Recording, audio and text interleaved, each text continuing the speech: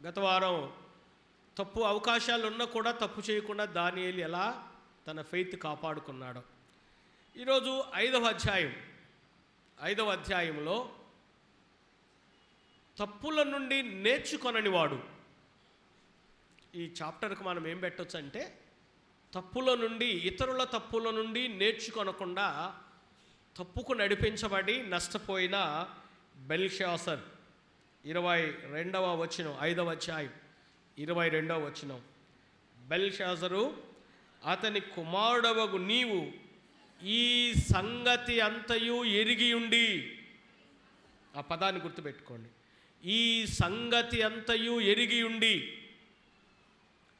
పరలోకమందున్న ప్రభువు మీద నిన్ను నీవే హెచ్చించుకుంటివి. ఎట్లనగా నీవును నీ అధిపతులను నీ రాణులను నీ ఉపపత్నులను దేవుని ఆలయ సంబంధమగు ఉపకరణములలో ద్రాక్షారసము పోసి త్రాగవలనని వాటిని తెచ్చి ఉంచుకొని వాటితో త్రాగుచు చూడనైనను విననైనను గ్రహింపనైనను చేతకాని వెండి బంగారు ఇత్తడి ఇనుము కర్ర రాయి అను వాటితో చేయబడిన దేవతలను స్తుతించితిరి గాని నీ ప్రాణమును నీ సకల మార్గములను నీ ప్రాణమును ఏ దేవుని వశమున ఉన్నవో ఆయనను నీవు ఘనపరచలేదు. నీ ప్రాణమును నీ సకల మార్గములను ఏ దేవుని వశమున ఉన్నవో ఆయనను నీవు ఘనపరచలేదు. ఈ సంగతి అంతయు ఎరిగి ఉండి నీ మనస్సును అణుచుకొనక పరలోకమందున్న దేవుని మీద నిన్ను నీవే హెచ్చించుకుంటివి. దానియేలు గ్రంథం, ఎజ్రా గ్రంథం, నెహెమ్యా గ్రంథాల్లో దేవునికి ఇవ్వబడిన ఒక పేరేంటంటే పరలోకమందున్న దేవుడు. మీరు చదవండి, ఏ వచనాలు ఉన్నాయో కొంచెం ఎక్సర్సైజ్ చేయండి ఇంటికి వెళ్ళి. అలానే యేసు ప్రభు మత్తయి సువార్త 6వ అధ్యాయంలో పరలోకమందున్న మా తండ్రి, పరలోకమందున్న దేవుని మరి పరిచయం చేస్తున్నాడు. ఏమిటి దానియేలు గ్రంథం 5వ అధ్యాయం అంటే, బెల్షాజరు నెబుకద్నెజరు కుమారుడు అన్నారు, కానీ యాక్చువల్గా కొన్నిసార్లు తాత వీళ్ళని కూడా పితరులను కూడా కుమారులుగానే ట్రీట్ చేస్తారు. ఇతను నబోనిదాస్ అంటే బెల్షాజరుకు మనవడవుతాడు. నెబుకద్నెజరు కుమారుడు నెబోనిదాస్, ఆయన కుమారుడు ఈ బెల్షాజర్. ఇతను తన తాత తండ్రి తర్వాత పరిపాలనలోకి వచ్చిన తర్వాత నెబుకద్నెజరు దేవాలయములో నుండి తీసుకొని వచ్చినటువంటి ఈ బంగారు ఉపకరణాలు, యెరూషలేము దేవాలయములు అన్నీ కూడా బంగారు వెండితో చేయబడిన పాత్రలే. అవన్నీ కొల్లగొట్టుకొని వస్తాడు కదా. ఈ కల్దీలు లేకపోతే పారసీకుల ఒక విధానం ఏంటంటే, రాజు అందరితో తన అధిపతులతో విందు చేసుకోవడం అనేది వాళ్ళకు ఒక హ్యాబిట్. మన ఎస్తేరు గ్రంథంలో కూడా అదే కదా. రాజు విందు చేసి రాణిని వచ్చి అందాన్ని పొగడాలనుకున్నప్పుడు ఆమె రాదు. సో విందులు చేయడం, ఆ విందులో త్రాగడం, ఆ సంతృప్తిగా తినడం అనేది ఈ కల్దీలకు కానీ మాదీయులకు కానీ ఈవెన్ రోమీలకు కూడా, రోమీలో పతనానికి కూడా కారణం ఏంటంటే వారు విందులు. రోమా ప్రభుత్వం పతనం కావడానికి కూడా వారు విందులు ఎలాగుండేయంట, అలంకరణ వారి విందులు. ఎంత భయంకరమని అంటే, తిని ఇక్కడ దాకా వచ్చింది అనుకో, మళ్ళీ పోయి కక్కొచ్చి మళ్ళీ తినేవాళ్ళంట. అది అంత భయంకరంగా ఉండేది వాళ్ళ తిండిపోద్దానం. అందుకని వాళ్ళు ఆ రెండు పతనం చేశారు.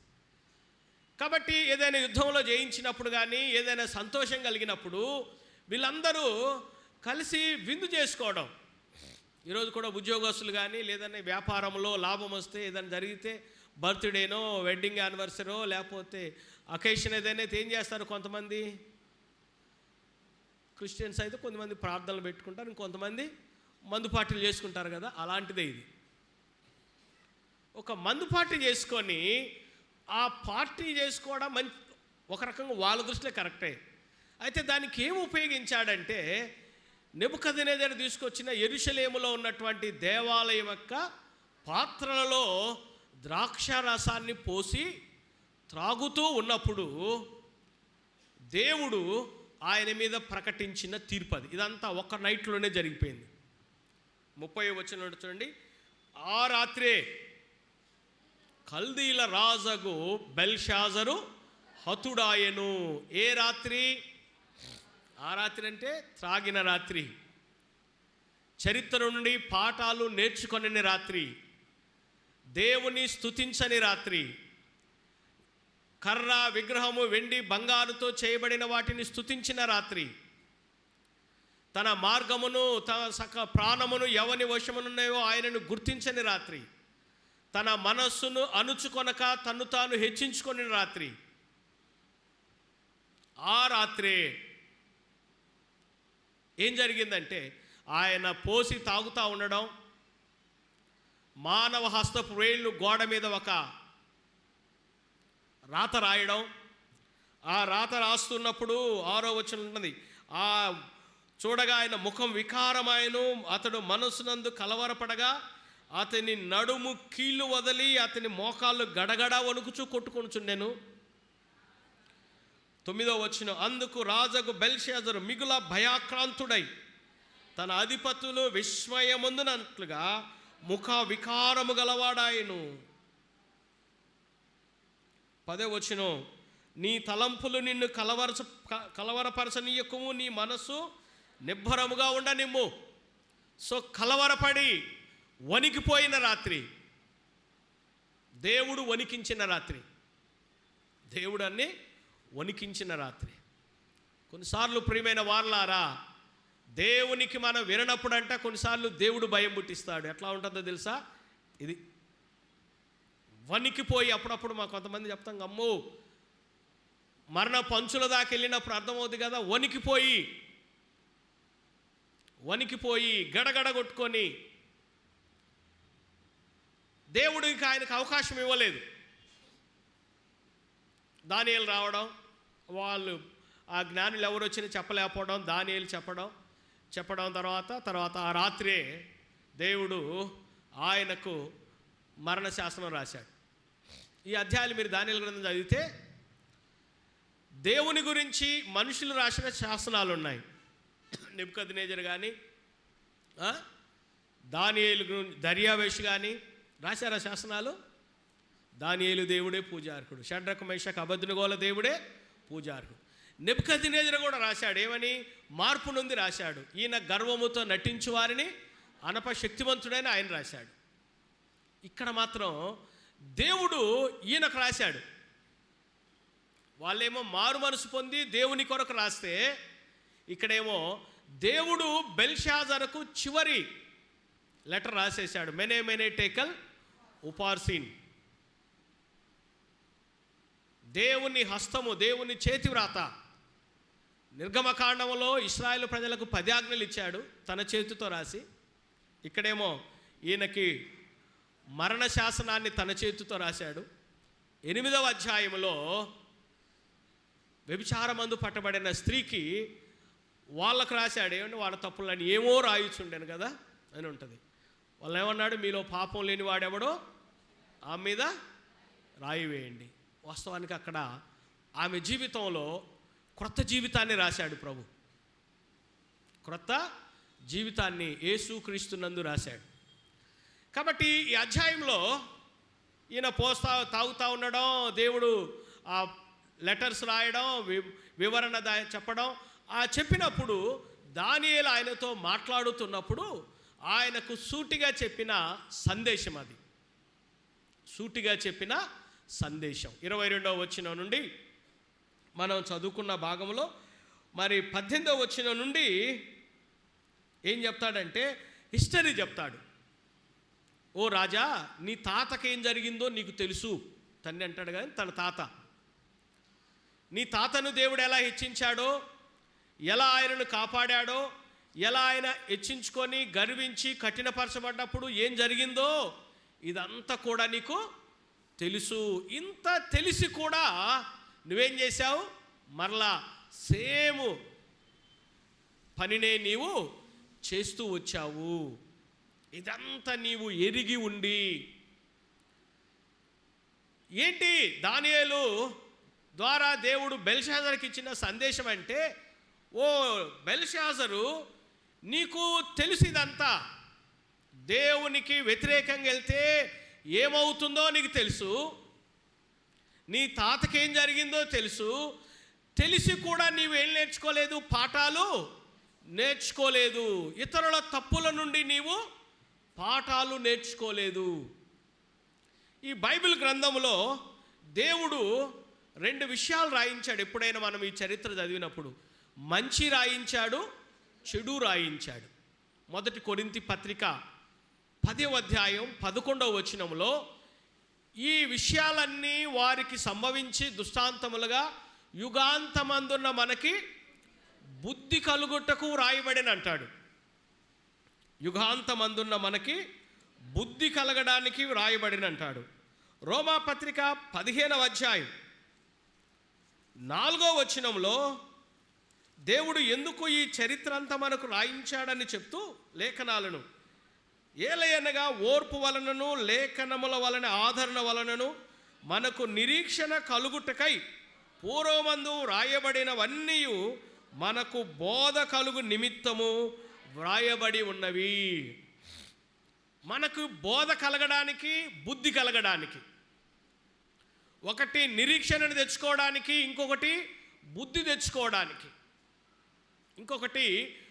తెచ్చుకోవడానికి దేవుడు ఈ జీవ గ్రంథములో అనేక విషయాలు మన కొరకు రాయించాడు.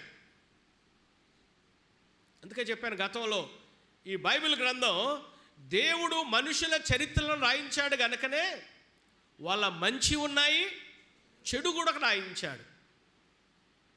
మంచి రాయించాడు, వారి చెడును కూడా రాయించాడు.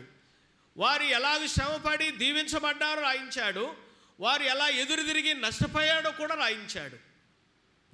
వారు దేవునికి నమ్మకంగా ఉన్నప్పుడు దేవుడు వారిని ఎలా హెచ్చించాడో రాయించాడు. వారు అపనమ్మకస్తులైనప్పుడు ఎలా వారిని దేవుడు శిక్షించాడో కూడా రాయించాడు.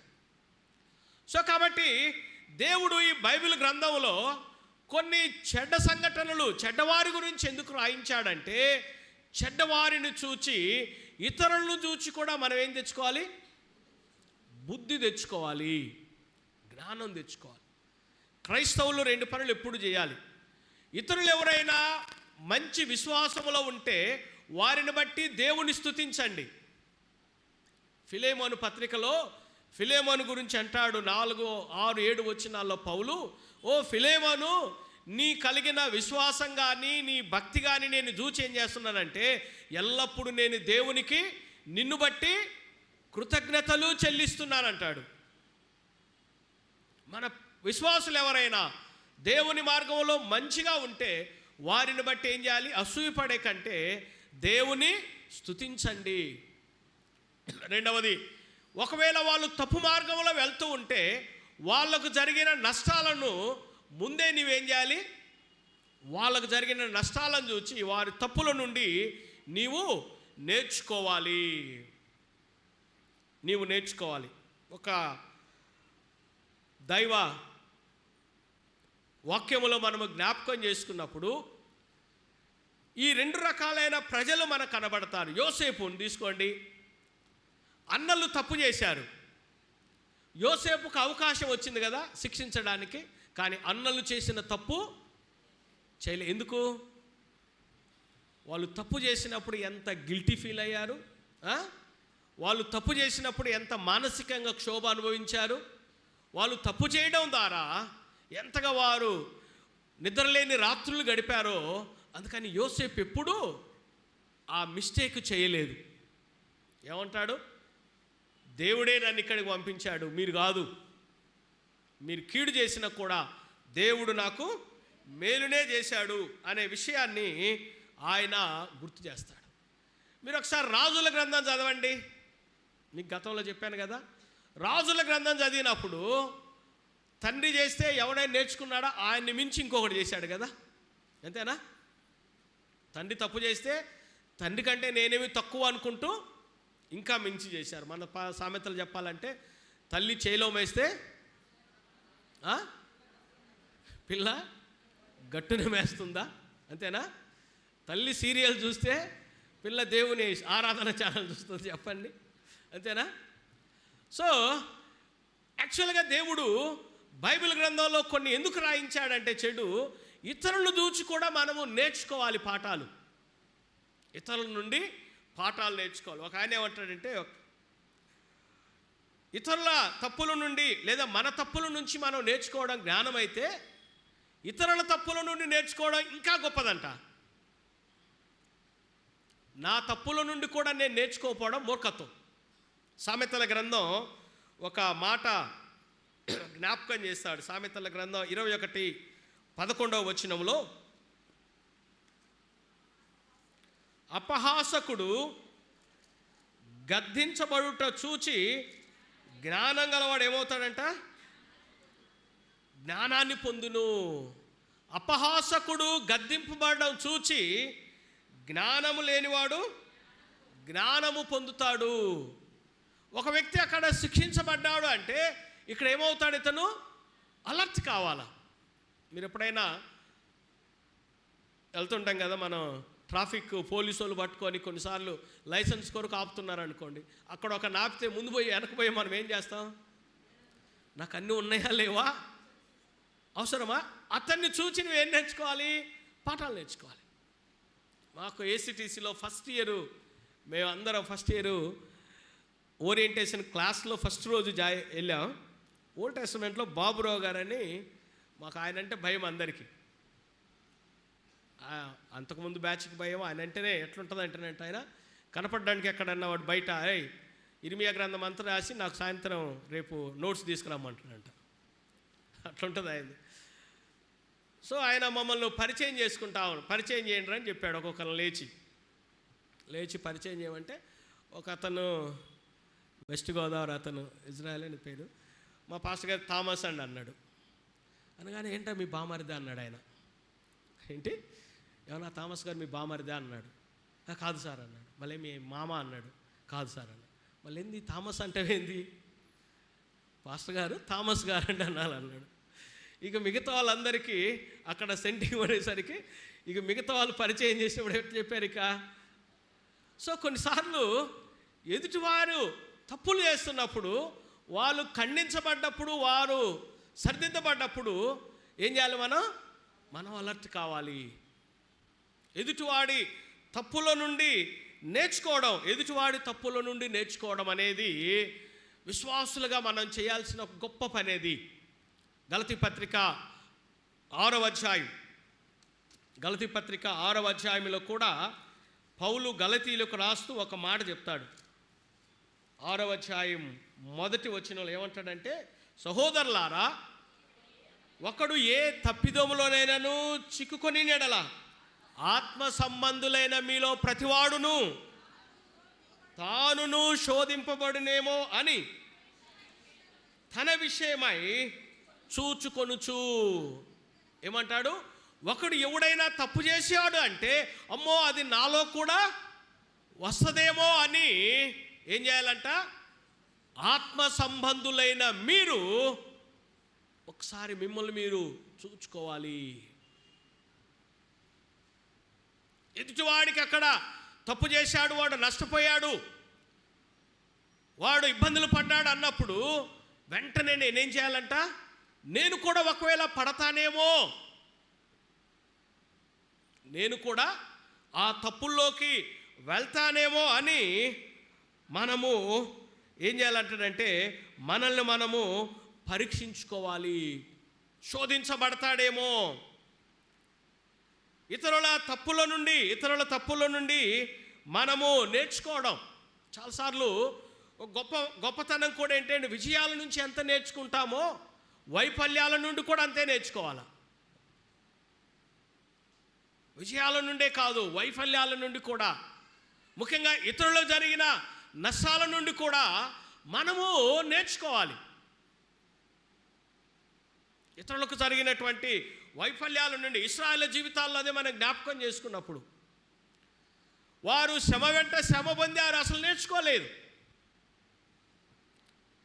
ఇతరుల నుండి నేర్చుకోకుండా వారి అడుగుజాడల్లో నడవడము ప్రారంభించారు చాలామంది వారి అడుగుజాడల్లో నడవడం. ఏమవుతుంది? నేను కూడా ఈ 18 సంవత్సరాల్లో ఈ చర్చిలో నేను చాలా కొందరి జీవితాలు జ్ఞాపకం చేసుకున్నాను. మీ అందరికి కూడా తెలుసు. ఈ మందిరంలో యథార్థంగా ఆరాధించకుండా, దేవునితో ఆటలాడుకొని కానీ దేవుని సన్నిధిలో సరిగా ప్రవర్తించకుండా నష్టపోయిన వారు ఒక్కసారి మీరు ఈ 18 సంవత్సరాలు లేదు, మీరు ఈ చర్చికి ఎన్ని సంవత్సరాల నుంచి వస్తున్నారో ఒక్కసారి ఆలోచించుకోండి. వాళ్ళ జీవితాలు కానీ, వాళ్ళ ఫ్యామిలీస్ కానీ, వారి ఆధ్యాత్మిక జీవితం కానీ, వారి చివరి గడియలు కానీ ఎంత భయంకరంగా గడిచిపోయాయి ఒక్కసారి ఆలోచించుకోండి. ఎప్పుడైనా మనం నేర్చుకున్నామా? వాడు చేసా నేను చేస్తే తప్పేంటి? అంతే కదా. వాడు చేశాడు నేను చేసేది, వాడిని చేసినప్పుడు ఏమనలేదు, అంతే కదా. వాడిని చేస్తే ఏమనలేదు, నేను చేస్తే ఏమైంది నన్ను అడుగుతావు.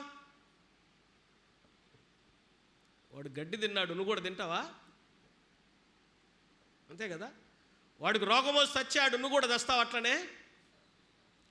సో కాబట్టి దేవుని సన్నిధానంలో ఇతరుల చరిత్ర ఏం నేర్పుతుందంటే మనకి ఇతరుల వైఫల్యాల నుండి కూడా నీవు అలర్ట్గా,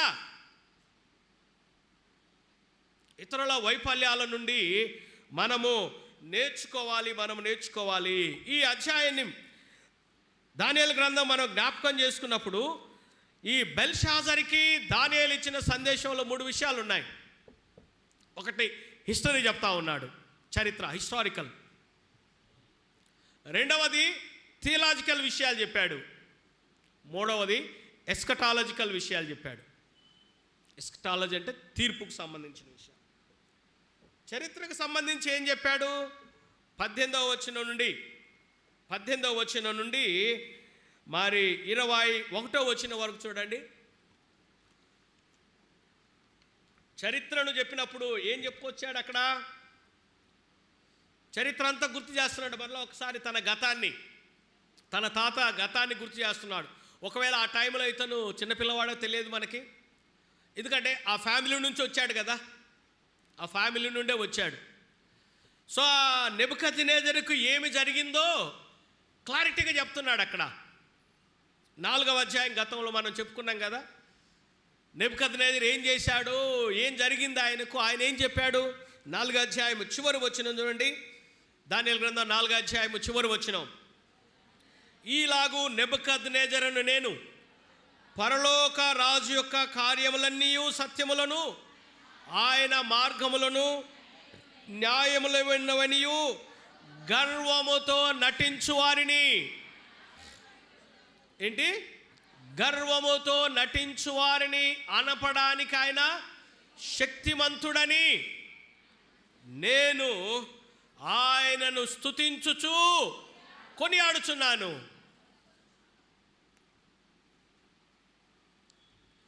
చరిత్రను గుర్తు చేశాడు అక్కడ. నీ తండ్రి, నీ తాత నెబుకద్నెజరుకి ఎందుకు జరిగింది, ఏంటి ఆ చరిత్రలో ఆయన మిగిలిచిపోయించింది అంటే అక్కడ రాయబడింది కదా. అతడు గర్వించి, 20వ వచనం చూడండి. అయితే అతడు మనస్సున అతిశయించి బలత్కారము చేయుటకును అతని హృదయమును కఠినము చేసుకొనగా దేవుడు అతని ప్రభుత్వమును అతని యొద్ద నుండి తీసివేసి అతని ఘనతను పోగొట్టెను. 19వ వచనం. దేవుడు అతనికి మహర్దశ ఇచ్చినందున, దేవుడు మహర్దశ ఇచ్చాడు నెబుకద్నెజరుకి. అదే సమయంలో అతను అతిశయించి గర్వించి దేవుని యొక్క సత్యమును సరిగా వివరించకుండా ఏం చేశాడంట?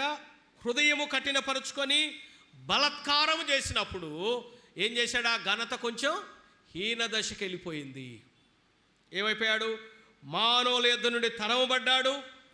మహోన్నతుడగు దేవుడు ఎవరికి ఇస్తాడో వారికి ఇస్తాడని అతడు తెలుసుకునే వరకు అడవి జంతువుల మధ్య కాపురం ఉన్నాడు. ఇది ఈయనకు తెలుసు. చరిత్రను మనము చదువుతున్నప్పుడు ఈరోజు ప్రియమైన వారలారా, చరిత్ర లేదు కొన్ని చోట్ల, ఇప్పుడు ఉండలేదు. అంతా ఎడ్యుకేషన్ సిస్టమ్ అంతా ఏమైపోయింది? ఫిజిక్స్, కెమిస్ట్రీ, ఇయే కదా, మ్యాథ్స్. చరిత్ర పోయింది కదా. చరిత్రను ఎందుకు దేవుడు ఉంచాడు? నేర్చుకోవడానికే, చరిత్ర నుండి పాఠాలు నేర్చుకోవడానికి. దేవుడు ఇక్కడ ఈ బెల్షాజారుకి మళ్ళా తన చరిత్ర, తన తాత చరిత్రను గుర్తు చేస్తున్నాడు. గతం ఏం జరిగిందో నీకంతా తెలుసు, నీకంతా తెలుసు. ఎందుకు పతనమయ్యాడు? నెబుకద్నెజరు ఎందుకు పతనమయ్యాడు? అతిశయించి కఠినపరుచుకొని ఏమైపోయాడు? దేవుని సన్నిధానములో మరి మనుషుల నుండి తరమబడ్డాడు. దేవుడు నిన్ను ప్రక్కబెట్టినప్పుడు మనుషులు కూడా నిన్ను తరుముతారు, అది గుర్తుపెట్టుకోండి. దేవుడు నిన్ను ప్రక్కబెట్టిన ప్రతి క్షణం మనుషులు నిన్ను దూరపరుస్తారు. మనుషుల మధ్య నుండి వెళ్ళగొట్టబడ్డాడు. మనుషులు అతన్ని దూరం చేశారు. తిరిగి ఆయన ఏమయ్యాడో ఇంకా చెప్పలే. ఎంతవరకు చెప్పాడు? అతడు ఏం చేశాడో చెప్పాడు. ఎందుకు ఆయనకు ఆ స్థితి వచ్చిందో చెప్పి నెక్స్ట్కి వచ్చాడు కదా. నీవు అతని కుమారుడవై ఉండి ఈ సంగతి అంతయు ఎరిగి ఏం చేసేది? నువ్వేం చేసావు? మళ్ళా నీ మనస్సును అణుచుకొనక. హిస్టరీ అంతా నీకు తెలుసు, చరిత్ర అంతా నీకు తెలుసు. అయినా ఏం చేసావు? మరలా మీ తాత మీ తండ్రి యొక్క అడుగు జాడల్లో నీ అడుగు కూడా పెట్టావు. ప్రియమైన వారలారా, ఈ ఉదయకాలం ఒకవేళ మన తాత తండ్రి తప్పు చేశారనుకోండి, ఆ తప్పుల్లోనే మనం అడుగులు వేస్తున్నామా? లేదు, ఎదుటి వారికి చేసిన ఆ తప్పుల నుండి నేర్చుకోవడానికి ఎప్పుడైనా మనం ఉపయోగించుకున్న అవకాశాన్ని ఒకసారి చెప్పండి. ఇతరులకు జరిగిన తప్పుల నుండి ఎప్పుడైనా మనము పాఠాలు నేర్చుకున్నామా? ఒకసారి ఒక మందు షాపులో ఒక చిన్న పిల్లోడు సర్వర్గా ఉంటే ఒక అతను అన్నాడంట, అరే నీకేం ఇదిరా పిల్లోడు, చదువుకోకుండా ఈ పని చేస్తున్నావు అని అన్నాడంట. ఆ పిల్లోడు అన్నాడంట, అయ్యా నీలాగా నువ్వు కూడా దీనికి రాకు, ఈ మందు షాపుకి అన్నాడంట. ఎందుకు అన్నంట, నువ్వు వస్తే నా లెక్క నీ కుమారుడు కూడా ఇక్కడికి వస్తాడు. ఏమన్నాడు? నువ్వు ఇలా తాగడానికి వస్తే నీ కొడుకు కూడా ఇక్కడికి వస్తాడు. ఎందుకంటే మా నాన్న కూడా ఇలా తాగే చనిపోయాడు కాబట్టి నాకు ఈ స్థితి వచ్చింది అన్నాడంట. సో కాబట్టి కొన్నిసార్లు కొన్ని పరిస్థితులు మనకి నేర్చుకోవాలి. కొందరి జీవితాలను ఎందుకు దేవుడు మన ముందు ఉంచాడంటే వారు ఎలా పతనమయ్యారో అది నీకు కూడా రావడానికి అవకాశం ఉంది. పాపం చెప్పాను కదా, అది అంటువ్యాధి లాంటిది.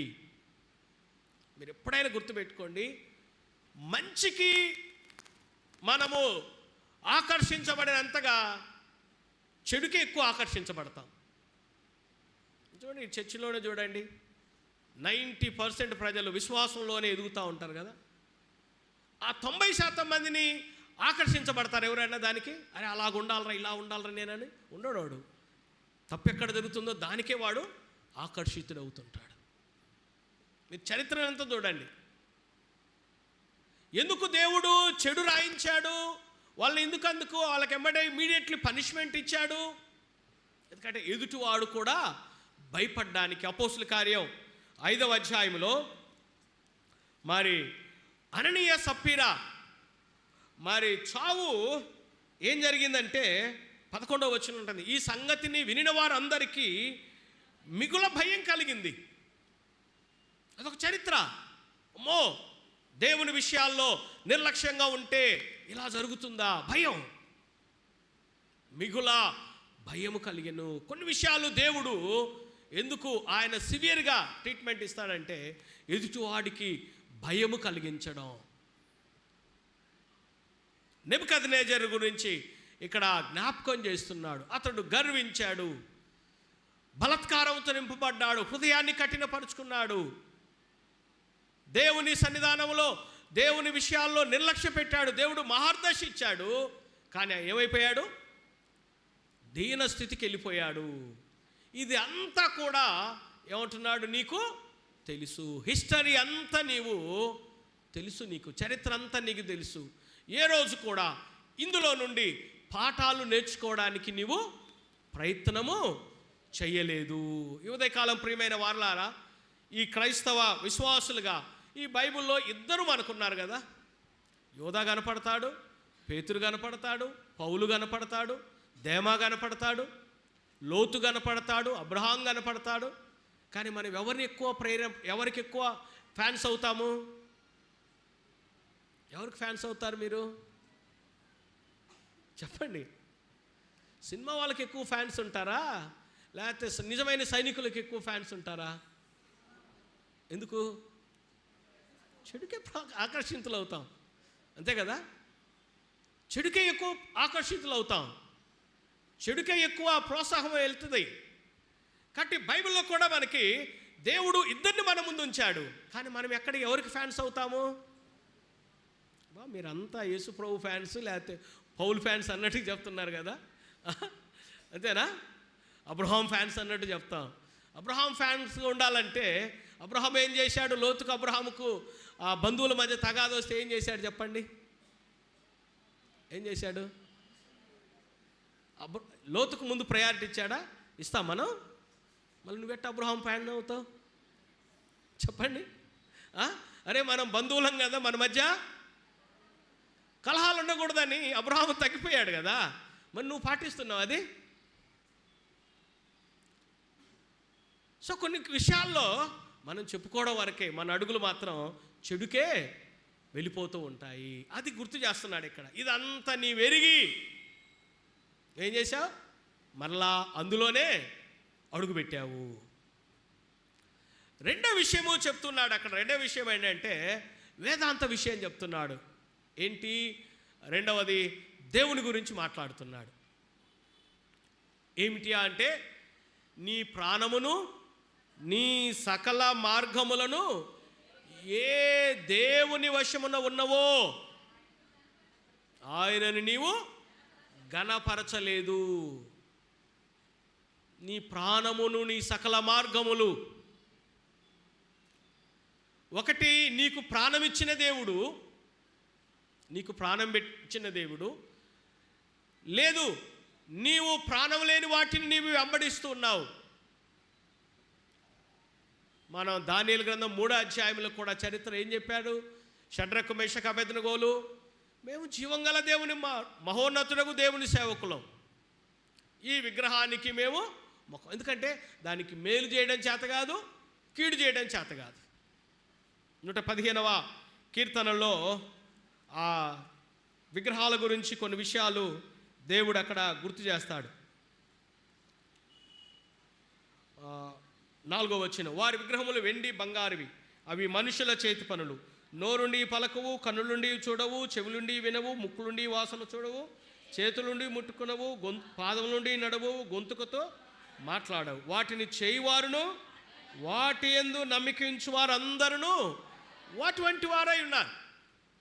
సో అవి ఏమీ చేయలేవు, ఏమీ చేయలేవు. వాటిని నమ్మడం కూడా వాటి వంటి వారిగా మారటమే. సో ఈ మరి బెల్షాజర్కి నిజ దేవుడు ఎవరో కూడా తెలుసు. ఎందుకు? తన తాత స్టేట్మెంట్ ఇచ్చాడుగా, ఒక శాసనం రాశాడుగా, గర్వముతో నటించు వారిని అనపడానికి శక్తిమంతుడు. ఈయన కార్యాలన్నీ న్యాయమైనవి, సత్యమైనవని ఒక స్టేట్మెంట్ ఇచ్చాడు. కానీ ఈయన అది మర్చిపోయాడు. అందుకనే వచనం అంటాడు, నీ ప్రాణమును నీ సకల మార్గములను ఏ దేవుని వశమున ఉన్నవో, ఏ దేవుని వశమున ఉన్నవో.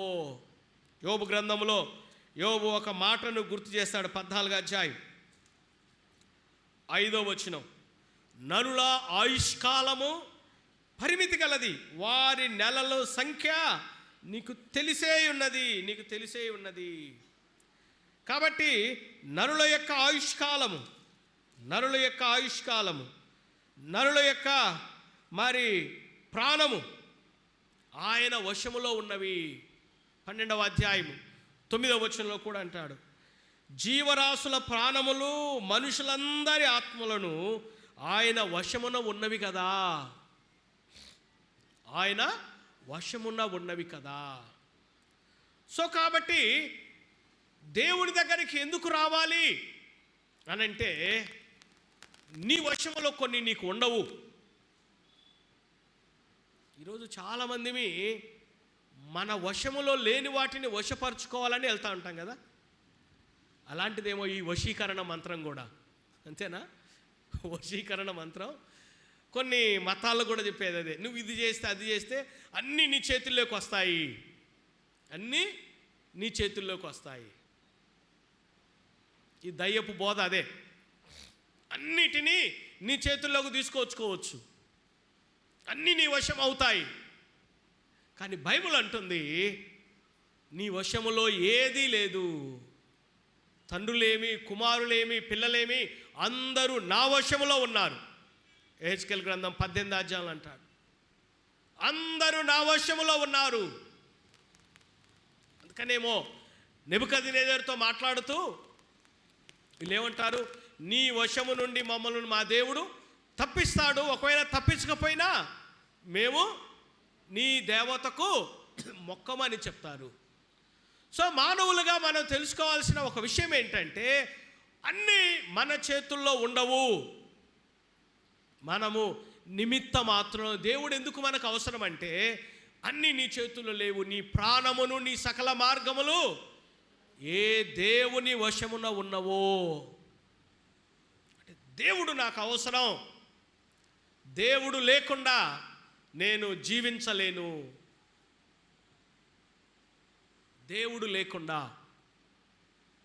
లేకుండా గడిపే ప్రతి క్షణం నా చేతుల్లో ఏమీ లేదు. అందుకనే 12వ అధ్యాయంలో కూడా ఆ ధనవంతునితో దేవుడు మాట్లాడుతూ, వెర్రివాడా, ఈ రాత్రి నీ ప్రాణము అడుగుతున్నారు. నువ్వు సిద్ధపరచుకున్నవన్నీ ఎవనివవుతాయి? నీ వశములో లేని వాటి కొరకు. నీ జీవితం ఒక పరిమితమైనది. కొన్ని నీ చేతుల్లో ఉండవు, కొన్ని నీ చేతుల్లో ఉండవు. మన చేతుల్లో కొన్ని ఏమి ఉండవు. కాబట్టి లేని వాటిని ఇతను సృష్టించుకొని ఏం చేశాడంటే, ఆ అధ్యాయం మీరు చూస్తే, నిన్ను నీవు పరలోకమందున్న దేవుని మీద నిన్ను నీవు హెచ్చించుకొని, అది ఒకటి ఆయన చేసిన ఒక తప్పు ఏంటంటే హెచ్చించుకొని. ఇది ఎవరి గుణం? యెషయా గ్రంథం 14వ అధ్యాయం, నేను మహోన్నతునితో నన్ను నేను సమానునిగా ఉంటాను. హెచ్చించుకోవడం. ఈరోజు మనం కూడా చాలాసార్లు పతనం కావడానికి కారణం ఏంటంటే, మనుషుల మీద హెచ్చించుకుంటే పర్లేదు కదా, మీరందరికీ ఉంటుంది, ఆయనకంటే నేనేం తక్కువ కదా, మనమేంటి తక్కువ అని హెచ్చించుకుంటాం. ఇక్కడ ఎక్కడంటే దేవుని కంటే నిన్ను నీవు హెచ్చించుకున్నావు. రెండవది, విగ్రహాలలో దాన్ని స్తుతిస్తూ దేవాలయపు సంబంధమగు వాటిల్లో నువ్వేం చేశావు? ద్రాక్షారసం పోసి త్రాగుచు విననైనను చూడనైనను గ్రహింపనైనను చేతగాని దేవతలను స్తుతించావు, నిజమైన దేవుణ్ణి అపహాస్యం చేశావు. నిజమైన దేవుణ్ణి నీవు అపహాస్యం చేశావు. గుర్తించలేదు, స్తుతించలేదు, అణుచుకోలేదు అనే పదాలు ఉన్నాయి చూడండి, జాగ్రత్త మీరు చదివితే. నీ మనస్సును అణుచుకొనక. నేర్చుకోవడం అంటే ఒక అర్థం ఏంటంటే కొన్నిటిని అణుచుకోవడమే కదా. స్కూల్లో విద్యార్థి నేర్చుకోకపోతే భవిష్యత్తు ఉంటుందా? ఉండదు. నేర్చుకోవడం అంటే కొన్నిటిని అదుపులో పెట్టుకోవడం. సామెతల గ్రంథం ఒక మాట, సామెతల గ్రంథంలో భక్తుడు చెప్తాడు, ప్రాకారము లేని పురము ఎంతో, 25వ అధ్యాయం చివరి వచనం, ప్రాకారము లేక పాడైపోయిన పురము ఎంతో, తన మనస్సును అణుచుకొనలేనివాడు. తన మనస్సును అణుచుకొనలేనివాడు. సో కొన్నిసార్లు ప్రియమైన వారలారా, కొన్నిటిని అణుచుకోలేకపోతే ఏమైపోతావు? ప్రాణాన్ని పోగొట్టుకుంటావు. ఈ వారంలో తెలంగాణలో ఒక సంఘటన జరిగింది. ఒక ఆమె 3 పిల్లలని చంపేసింది కదా, ఈ విషయం పెట్టి చూసింటారు మీరంతా. ఏమిటయ్యా ఆమె? ఎక్కడో 10th క్లాసు పాత క్లాస్మేట్ కలిశాడంట, లవ్ చేసుకున్నారంట. భర్త అడ్డని, పిల్లలు అడ్డని ఏం చేసింది? విషం పెట్టి చంపేసింది. ఎందుకు చంపేసింది? తన కోరికలను, అంతే. అలాంటివి చూసినప్పుడు మనకి ఏం అర్థం కావాలి? పాఠం నేర్చుకోవాలి. అణుచుకొనక, తనను తాను అణుచుకోలేక దేవుని మీద నిన్ను నీవే హెచ్చించుకుంటువి. వేదాంతం ఏంటి అంటే దేవునికి ఎప్పుడు లోబడాలి, దేవునికి ఎప్పుడు భయపడాలి. దేవునికి నీవు భయపడవా? మనిషికి బైబిల్ అంతా చెప్పే సత్యం ఏంటంటే దేవునికి నీవు భయపడాలా, దేవునికి నీవు భయపడాలా. దేవునికి భయపడని రోజున ఈ అధ్యాయాలు మీరు జాగ్రత్త చూడండి. దేవుడు ఆయనకు భయాన్ని పరిచయం చేశాడు. రాజుకు భయం ఉంటుందా? రాజుని ఎవడైనా భయపెట్టగలడా? ఈ అధ్యాయం చూస్తే ఏమైపోయానంట, గడగడ వణుకుచు, కీళ్ళ దగ్గర నుండి నడుము దగ్గర నుండి గడగడ వణికిపోయాడు. దేవునికి ఏదైనా సాధ్యమే. ఒక్క నిమిషంలో నీకు దడబుట్టిస్తాడు ఆయన. ఆ స్థితి రాకముందే తగ్గించుకోవడం మనం నేర్చుకోవాలి. ఈ అధ్యాయంలో వేదాంతపరమైన విషయం ఏం చెప్తున్నాడంటే ఆయనకు భయపడు. 66వ అధ్యాయం యెషయా గ్రంథంలో ఉంది కదా, 2వ వచనంలో, నా మాట విని ఎవడు దీనుడై వణుకుచుంటాడో వానిని నేను దృష్టిస్తాను. దేవుని మాటకు నీవు భయపడి వణకకపోతే దేవుడు తీర్పునిచ్చి నిన్ను భయపెడతాడు, రోగం ఇచ్చి నిన్ను భయపెడతాడు, నష్టం కలుగజేసి నిన్ను భయపెడతాడు. గడగడ వణుకుచు ఏమైపోయిందంట, ముఖమంతా వికారం అయిపోయింది, గుండె వేగంగా కొట్టుకుంటుంది, కలవరపడిపోయాడు. ఆ రాత్రి ఆయనకు నిద్ర కూడా బట్టి ఉండదు. అందుకే ఆ రాత్రే, ఏ రాత్రి? దేవునికి భయపడని రాత్రి, దేవునికంటే హెచ్చించుకున్న రాత్రి, దేవుడితో పని లేదు అనుకున్న రాత్రి, దేవుణ్ణి చులకనగా చేసిన రాత్రి. ఎందుకు ఈయనకి ఇంకొక అవకాశం ఇవ్వలేదు దేవుడు? ఆల్రెడీ తెలిసి చేశాడు ఆ పని. తెలిసి ఆ పనిలోకి ఆయన వెళ్ళాడు కనుక దేవుడు ఆయనకు అవకాశాన్ని ఇవ్వలేదు. ఆ రాత్రే ఆయనకి ఏమైపోయింది? చివరి రాత్రి అయిపోయింది. దేవుడు కొన్నిసార్లు భయం పుట్టిస్తాడు. జాగ్రత్త. దేవుడు కలిగించే భయం. యోబు అంటాడు, నీవు స్వప్నముల ద్వారా నాకు భయం పుట్టిస్తున్నావు అంటాడు కదా. దేవుని బిడ్డలారా, దేవుడు కలిగించే భయం భయంకరమైనది. దేవుణ్ణి మర్చిపోయాడు. ఏ దేవుని వశములో ఉన్నవో అధికారం అనేది, పవర్ అనేది, దేవుడు ఇతరులకు మేలు చేయడానికి, అది ఇప్పుడు మనం మర్చిపోవద్దు. ఇతరులకు మేలు చేయడానికి.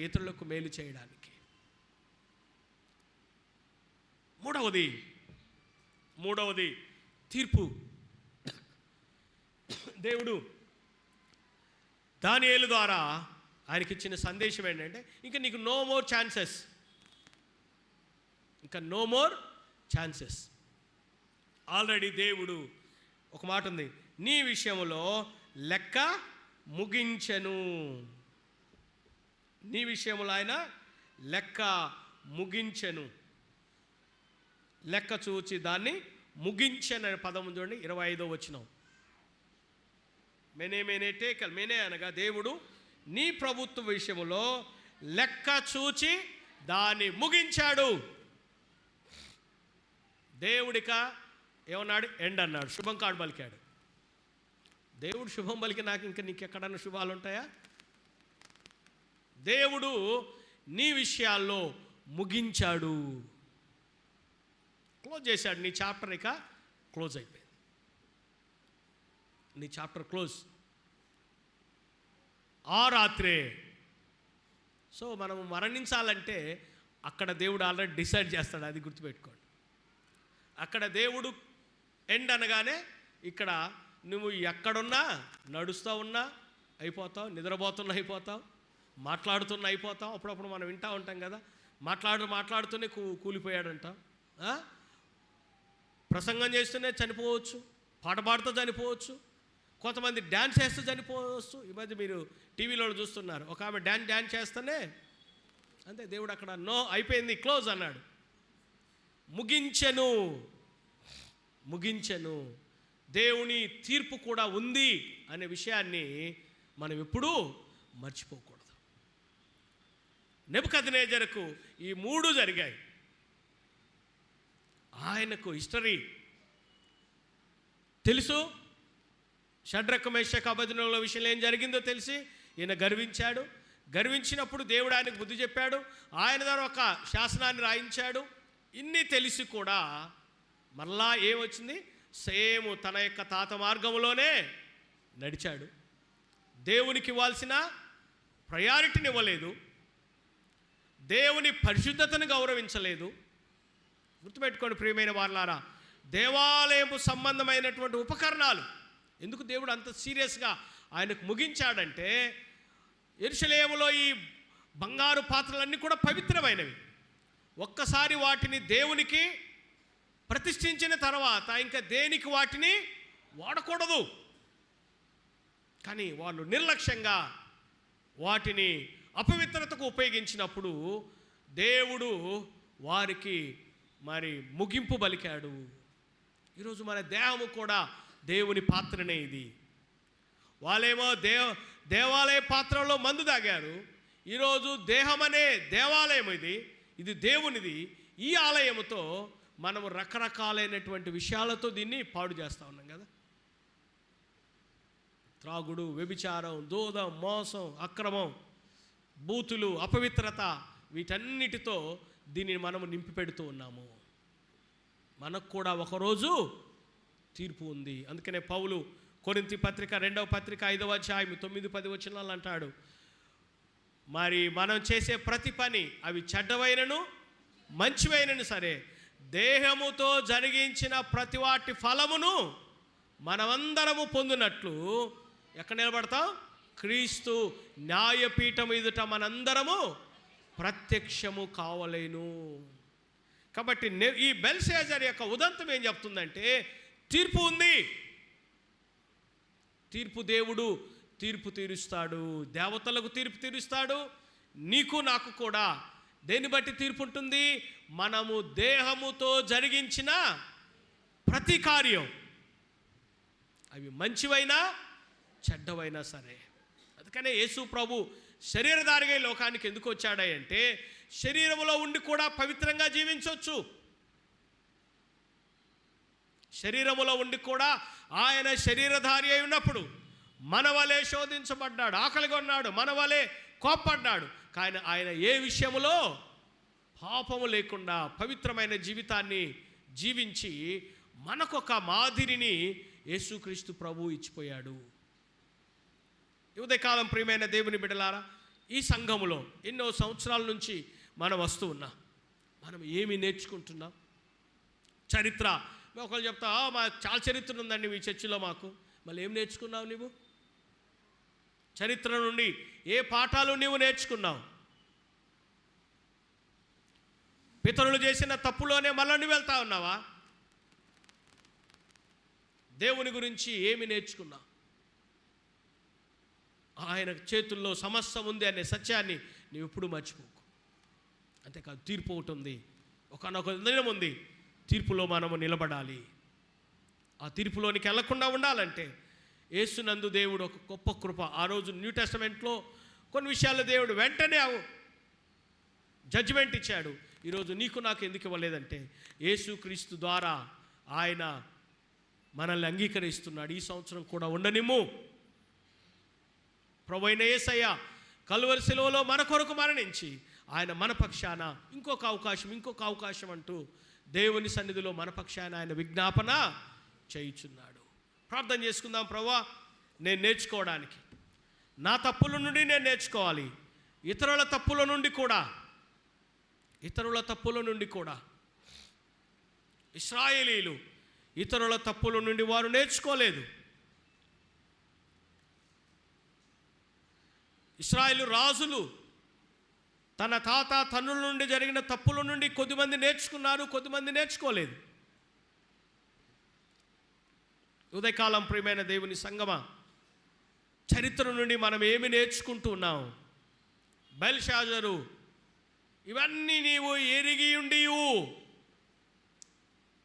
వారికేం జరిగింది, వీళ్ళకేం జరిగింది, ఎలా జరిగింది, అంతా నీకు తెలుసు. ఎందుకు జరిగింది? నీవు అణుచుకొనక తగ్గించుకొనక దేవుని కంటే నీవు హెచ్చించుకున్నావు. ఉదయకాలం ఒకసారి మనల్ని మనం ఏ విషయాల్లో హెచ్చించుకుంటున్నామో దేవుడు నిన్ను ముగించక మునిపే పాపానికి నువ్వు ముగింపు పలుకు. నెబుకద్నెజరు అదే చేశాడు. పాపానికి ముగింపు పలికి రాశాడు ఆ పదం, గర్వముతో నటించు వారిని అనపశక్తిమంతుడాయనని.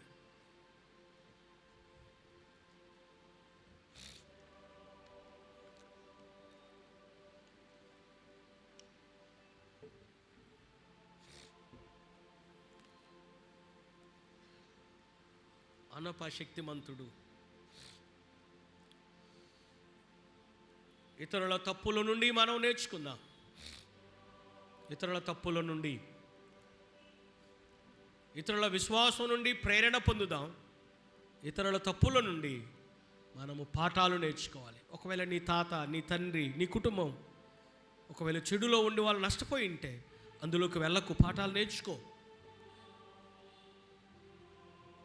సంఘంలో అనేకులు నువ్వు చూస్తూ ఉన్నావు.